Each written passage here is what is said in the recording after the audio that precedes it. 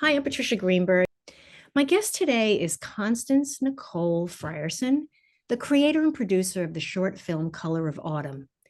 Let me give you a little synopsis of the film. In 1966 Chicago, a sheltered Black 8-year-old is blindsided by cruel and casual racism while socializing with the children of her father's white boss.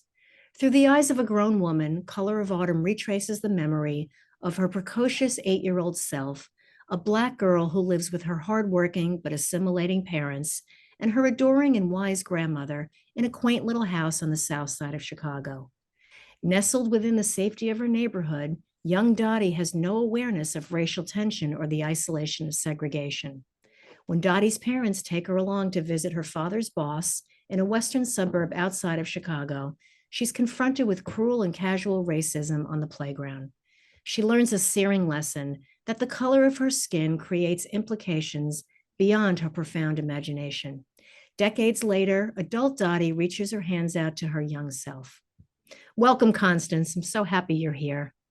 I'm so happy to be here, Patricia. Thank you for having me. I want to give a little background. We met on an online writing school, and instantly I was enamored with you, Constance, about what you were working on. It was just the beginning stages. I remember you were working on the Yes, book and pulling a few things out and talking about it. And I know you collectively got together with a few of the other gals in our writing group. And now to see it evolve into a film is amazing. There's just so much to cover. So first of yes. all, I want to hear about the novel in which the story came out of. Absolutely. So I can thank the pandemic for this. It was a difficult time for us all, for our society as a whole, but it also allowed people like me to make an assessment of my life and figure out what's next. So first of all, it was a matter of getting over the shock that I was in isolation. I had framed everything, gotten out of a bad marriage. My children, they were grown, my two daughters. I had a brand new grandson that lived less than 2 miles away. And to realize that this small little place that was my heaven, basically my freedom, my sanctuary, that I would be so isolated and it actually became a prison. Mm. So I had to figure that out. So anyway, I have been writing pretty much all my life. I've always been a natural storyteller. I had a little cousin who was, kind of on the spoiled side, and I needed to entertain her. And that's where my storytelling really bloomed. And I became, like the storyteller on the block, where her little friends would come and listen to me do the voices of the different characters, and I would put a spin on the story. And I do remember my younger self pausing while I'm into this and looking at these faces, laughing and looking at me. And I was like, wow, I have their attention. But I didn't know, that I would Right, right. eventually become a writer.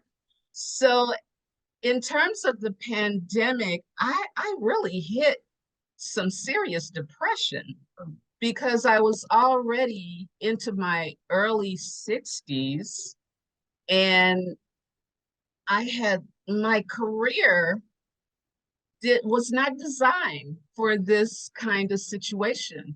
I have multiple degrees. I've had careers in higher ed, and it just made no sense that this would happen to me. So I decided, well, maybe I should do something for my children. Maybe I can leave something behind for them. And I thought, I'll write a memoir, like a love letter Yeah. to them to let them know that their mom did some pretty cool things, but also sharing the realities of life. So that's pretty much how the memoir situation began because my only outlet to the world was the internet. And Rebecca Bloom, who is my writing coach still, she was the only one that was teaching writing the memoir on Okay. this particular platform. So that's how we met. So in terms of this short story, as you were speaking about, the writing group's story summit, I got a scholarship to go to Santa Fe.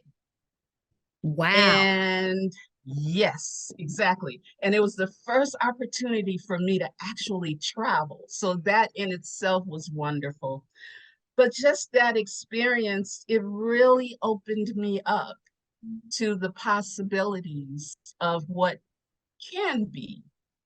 And I already had the kind of inclination that, well, sure, I can definitely write. And I had a basket full of journals Mm. that I had been filling up over the years. So it was just a matter of organizing. And the story about young Dottie, the 8-year-old, that was a short story that I wrote some years ago. Um, just being aware of being Black, a Black woman, and wanting to be professional in my career, and that memory of not being welcomed on a playground. So I was so excited and grateful because I did feel embraced by this group of women, even though, once again, I was the only Black person in a sea of maybe 60 women. Wow. So I left there feeling validated and welcomed. And Pamela Weiss and Rebecca, they both have this organization where they try to uplift women's voices who are typically unheard. And they took interest in me, and that's how we got here. So I hadn't even really started the novel yet. So it was sort of autobiographical, wanting to do a memoir for the kids, which kind of Yes. evolved into a novel. So Yes. it's based on your story, but it's fictionalized. Yes, it has Okay. to be because it spans from the birth of my grandmother, the one that I affectionately call Mama. She was born in 1891, and the novel travels over the decades to what is it, like 2005, I think it is. Wow. Yeah. So just seeing the growth of this family and the good parts and the bad parts, the dysfunction, all of that. So I had to, put on my storyteller hat because there were a lot of gaps, information that I just didn't know. So I allowed myself to be inspired, and I used certain tools like music of a particular era, you know, or smells, or looking at pictures, or looking at the history of the time. And it all came together. Those prompts are priceless. It just brings you right back, right? If you play, Yes, music from the 60s, you're 8 years old yes, again, right? And you can remember that music. You can remember your parents listening to it.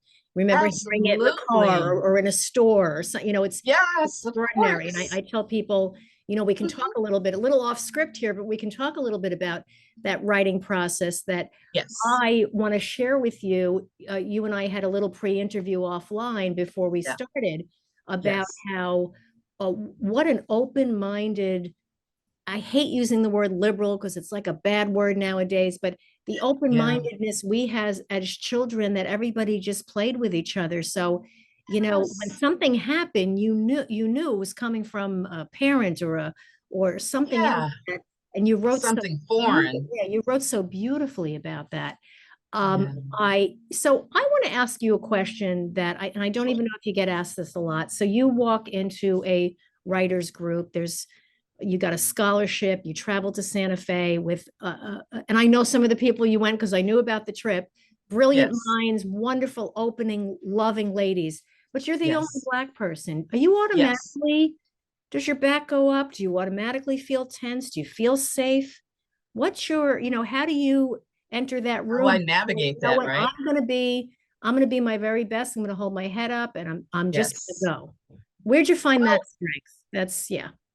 I've I've always been intentional and with purpose.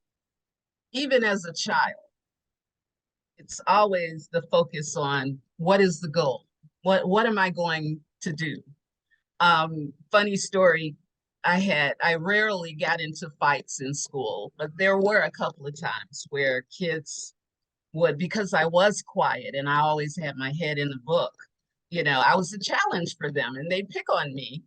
And when after school on the way home, and they're like, oh, and knock this chip off my shoulder and all this posturing and all the other kids gathering around, I'm thinking about, oh my gosh, my mother is gonna kill me for being late. So I even wrote a story. It's called Hurry Up and Fight. Yeah. Yeah. So for when I was in undergrad and, trying to get into television, media and production, and I even studied sound engineering. It was heavily at that time, and we're talking about the late 80s and 90s. It was dominated by men, and there were not very many women on the technical side. So I would have to go into those spaces. And even though I might be, can I do this? But on the outside, never let them see you sweat. I don't know what commercial that is, but that was pretty much my theme. And, I was at a luncheon that had some Chicago media people. I mean, it was at Mike Ditka. You remember Mike Yeah, Ditka? sure. He had the restaurant, and I was assisting my boss because I was working in higher ed at the time. And I did not realize that I was the only Black person in the room until I got served. So it's possible that I have a way of disassociating with the environment. And I am very high vigilant, if I feel threatened. But somehow, it's a balancing act. So I've been successful doing that. But it's wonderful. Yeah. How did you go about taking the excerpt and turning it into a film? Because it's just a small, it is one of the most powerful stories, but it's just a small piece of the big picture. So how did you just choose that portion of it, or it was chosen for you? No, it was inspired by Santa Fe. Oh, okay. To be embraced by that group and seen. And I even did what do they call it when you get on the mic and you read something from your writing? Oh, like impromptu or yeah. Yeah. Yes. And the way that I was received, I loved it. I was like, oh my God, they accept me, they see me. And I had that moment, not realizing that I still had the pain from that memory that I'm on the playground again. And they want to play with me. They want me to play with them. So that was like the aha moment. Interesting. And I talked to Rebecca about the story, and it just all ended up evolving. And we actually had our table read with Story Summit. Yes, I remember. I was there. I remember that. I was there. Do you remember at the end? It was so quiet. So quiet. Yes. Absolutely. So the color of Autumn is a short film, and it's won numerous awards and accolades. Were you expecting this response? Did you know how we all say, well, it's gonna work, it's gonna be, but then we're scared it's not. We're afraid nobody's gonna read it, nobody's gonna like it. So were you expecting that response at all? No. It was about the mission that lived inside of my heart. I've always kept that little girl alive because she's, kind of protected me in some serious situations, right? My inner child. And it's like sometimes she'd be like, don't worry, Connie, I got this. She'd just get in there but she does need to be reminded that she is safe. Hmm. So to look around in our society and see that this is still an issue, the Yeah. bullying, and it's accelerated because they have the technology, is happening online, is everywhere. So there are some things that I instinctively understood about that. Everyone doesn't have a grandmother like I had, Hmm. who basically said to me, have I ever called you that? And then you have to find forgiveness for people who hurt you. I You want don't to have ask to this. accept it. That's Yes, that please, is that please. is that is the $1 million question. How do we forgive? Right now, the main How? character Dottie. I want to bring this up because, she was spared the horrors of racism.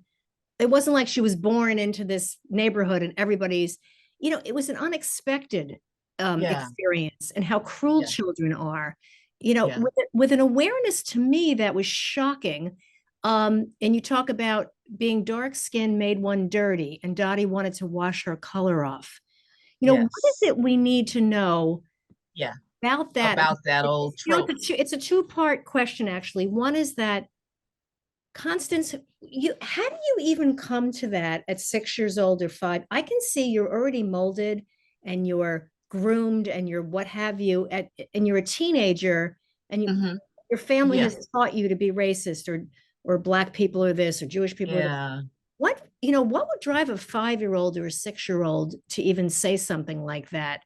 So, I want to ask, like, was it just yes. you were unusual? You were the first black kid that showed up on the playground. It was like, wow, you were the pioneer. You took it for the team, for sure. Yeah, without Right? knowing, Right. without even being Right. aware that it had such a far-reaching, um, kind of implication. But being an only child and having parents who were interested in turning their back on their Southern roots, the Mhm. Jim Crow South, anything having to do with that, Dottie was, manners were drilled into her. How do you speak? How do you stand? How do you sit? You know the silverware that you should be Right. using Right. for whatever dish. Those things were driven into her, while she had a grandmother who raised money for Martin Luther King in the South. And, like she was the radical one. She Yeah. was the Yeah. salt of the earth. So she was fortunate to have both, but there was a lot of conflict between these two women because Mama was her mother's daughter, Right. only daughter, Right. and she rejected anything like that. So there was that. And what was the other part of your question? That part of that Sorry. question, yeah, it's okay. Hmm. It was, yeah, that you were a pioneer and you were Not brought having the right, awareness. and blindsided. So Yes. I guess it brings us to today. How does it come about when Yeah, children that young? yeah, yeah. Okay, so here is the thing, and I've done this research. When we have children, their world is limited to their parents and anyone else that happens to be in the household. So they can only emulate what they see, whether they understand it or not. It's in the environment, so they're going to absorb it. When they become old enough to socialize without the adults being around, that's when they can test things out. And then you put together a group of children, and that just accelerates, Yeah, yeah. right? Mhm. Because everyone wants to belong, no one wants to be rejected. Right. And that's pretty much what happens with the Sanders children, who had sworn loyalty to young Dottie, but they found themselves, they didn't know what to say. That's But the what they age-old did problem of understand, that's the bystanders, and you read about that over and over and over again. When kids are being yes, bullied, they're afraid they're going to come after them next. Yeah, absolutely. Because Dottie can go back to her neighborhood on the south side of Chicago, but they still have to go to school, to church, little league, or whatever else is Right. going on, and they don't want to be ostracized by their peers. So that's a big part of it. And there are also cases where, inside of the walls of the best looking, presenting families, there's bullying going on. So there are cases where children want to somehow retaliate. So why not take it to school and use that word? And this is not specific to any particular group. You know what I mean? It's Oh, yeah. Oh, yeah. universal Yeah. Yeah. across the board. So even Whatever's though going this on at is home presents itself on the playground. No question about it. absolutely, Right. absolutely. And I recently read an article, I think it was in the Washington Post, about how in this particular town, that community, they're holding the schools accountable for bullying if the child somehow harms themselves. Mhm, So, mhm. the numbers are creeping up, with Yes. kids committing suicide. And because schools, they have to be involved in this process. And the worst thing that you can do to a child who's been bullied is to silence them. Right. Right. Whether you're the parent saying, "Oh, this is just part of growing up, and just let it roll off. Sticks and stones may break Right. my bones." And then you try to go to your teacher or whatever administrator at the school, and then it's found out that you told, Right. you said something. And even the administrators are saying, "Oh, kids will be kids. Right. You Right. And toughen up, you can handle it." absolutely. Absolutely. So you silence the voice of the child that's suffering at home and at school. So that sets the stage for tragedy to happen. No question about it. Constance, what is it we need to know today? The show is about aging, but I always want to know where everybody came from. And it plays a Yes. huge role in how you're conducting your life as an adult, both in good ways and Yes. in bad ways, right? So, what Yes. is it we need to know about how you suffered as a result of racism? Um, how can I say? Before we started, we were talking about life Yes. experiences. And because I've always spent a lot of time in the library with my head in a book alone, it wasn't only racism that were issues in my childhood. It was just part of it. Hmm. And honestly, I was so sheltered that I only witnessed that situation as a child on the playground. My grandmother had me early in my life. I think she had me from maybe the age of 2 until about 7, and in Mobile, Alabama. And then both of us ended up having to relocate to Chicago, Okay. with the new family situation. But here's the thing: Mobile, Alabama was not that far from where those 4 little girls died from that church bombing. Yes. And I remember Condoleezza Rice saying that because her father, I think, was a minister, and she was preparing, her family was preparing to go to church that Sunday, and her house shook. She Ooh, talks okay. about how her house shook. But somehow my grandmother, I mean, we lived on Maple Street. The lady next door sold ice cream cones, for a nickel or whatever. I mean, she created a cocoon for me where I had no awareness of any of that going on. That's amazing. Yeah.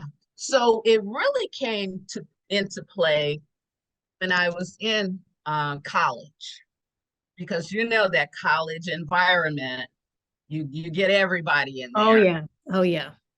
Yeah. So and then, as I was saying about the opportunities for a woman wanting to get into a technical field, And I'm Black too. Are you kidding? No. I'm like, no, no, no, no. We don't have a place for you. But you have to take it in stride, because it's not only my community that suffers from this. It's anyone who is looked down on, or told that you're not worthy. Who are you to benefit from this, kind of thing. And you just have to navigate around it, the best Absolutely. that you can. So what's And your, my grandmother, I'm sorry, no, it's, go ahead, and my finish. I just had a my question. grandmother would say again, it's like, well, I mean, the N word is made up by ignorant people. And we have to pray for them because they're ignorant. So it's almost like there's something wrong with them. So you can have compassion, empathy in a way for people who are afflicted in that way. That's so interesting. It's such a healthy approach. I Mhm. wish we had cloned your grandmother all over the country, Oh my right? To goodness. teach people that it's not them and you didn't do anything wrong. And thank God you had that behind you when all this was going on. Um, Absolutely. do you work with Absolutely. children now on how to deal with racism? I You alluded I to I that earlier. am. Mhm, mhm. I have to tell you a quick, interesting story, because at some point things will accelerate where I expect to be, doing some public speaking, visiting, community centers, wherever I need to go to share this message. I when we had the festival, our premiere here in Chicago, it was the International Children's Film Festival. They're in their 40th year. Wow. So we premiered there, and this wonderful thing happened. We were up, supposed to be screening, and our group that was to attend, for some reason, they weren't able to get there. So there was already a group inside of the theater, and Pamela Weiss went and asked, since they're here, we want to invite them to watch our short film. Is that okay with you? And they agreed. So we have fourth and fifth graders about to watch Color of Autumn. The theater is full and diverse, and you just name it. And needless to say, it went wonderful. But a funny story. So after the film was shown, because I did keep an eye on the children and how they reacted, especially when that word was spoken. They used to say that Black people talk back at the film, especially like a Yes. horror Yeah. movie, Yep. like, Yep. Yep. get up, don't go in Fun. there. But I believe it's because of the superhero movies, like the Marvel movies, that it's more interactive. Right. Right. So when that word was spoken, I saw them do like this, Hmm. like, whoa. But you know what that did? It broke down the wall Yeah. and created a safe space for them to be able to engage. So anyway, once the film was done, and I went up there with our director, wonderful woman, Amy. And one of our actresses, the one that played adult me, she was Okay. there too. So three of us are up at the front, and I'm ready to give my talk. And I say, well, I'm 65 years old. And I was going to point to, so this happened in 1966, so long ago, and this is still a problem. But you know what happened? I hear, oh, no way, you don't look 65, you look 30, maybe 40. And one kid was like, we need to know your skincare routine. Yeah.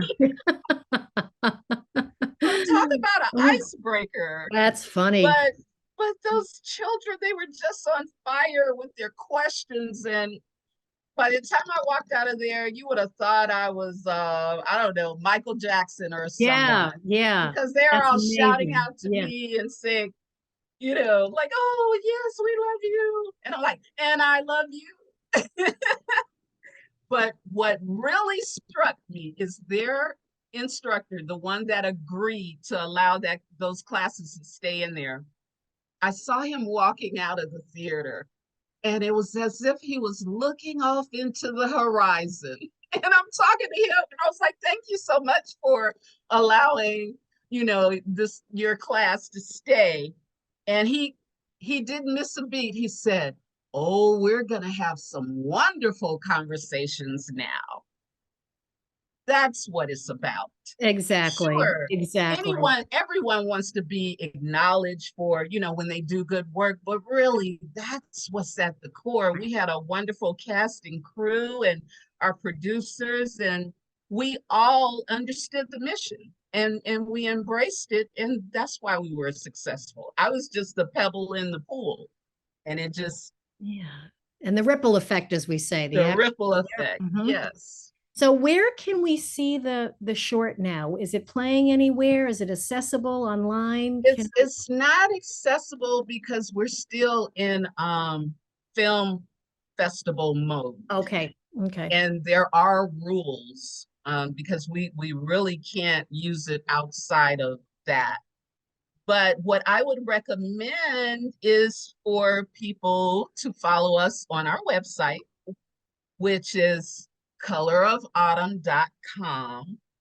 And that's where we post the upcoming festivals. I mean, we're kind of all over. We have been all over the country, and we have another season coming up this year where we already have been invited to two festivals. Very nice. Very nice. So, and a lot of them, they allow you to see the film virtually if Okay. you can't actually physically be there. So you can register for the festival and then watch it from home. Okay. Yeah. Absolutely, absolutely. So all the info is on the website, all our laurels and Colorofautumn.com. everything. Yeah. So Constance, tell me, how are you living your best life now? What are you doing now? writing. I am a follower of Joseph Campbell, Hmm. the hero's journey. Yes. In my case, the shero's journey. Yes. Yeah.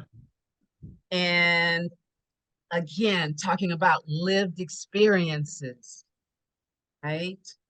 Many of us follow that kind of pattern of cutting out on our own and figuring out the world and dealing with this obstacle and that obstacle and overcoming it.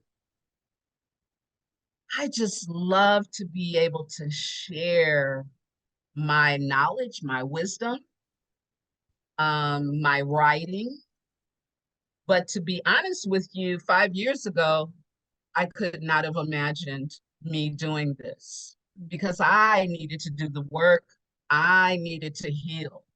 You never completely heal from the harm or the trauma that happens in your life, but you can learn to live with it.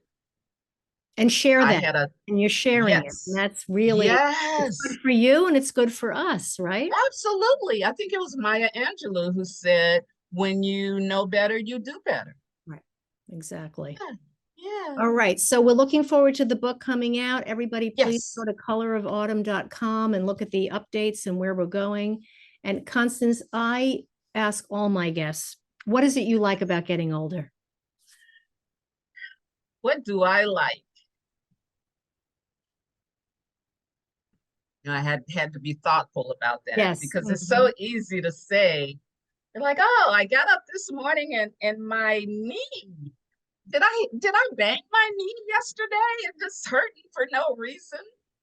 But what I like about aging, like the rest of my life, there are ways that we can build good quality of life, whether that's through the food that we consume, the information that we take in, keeping the brain active.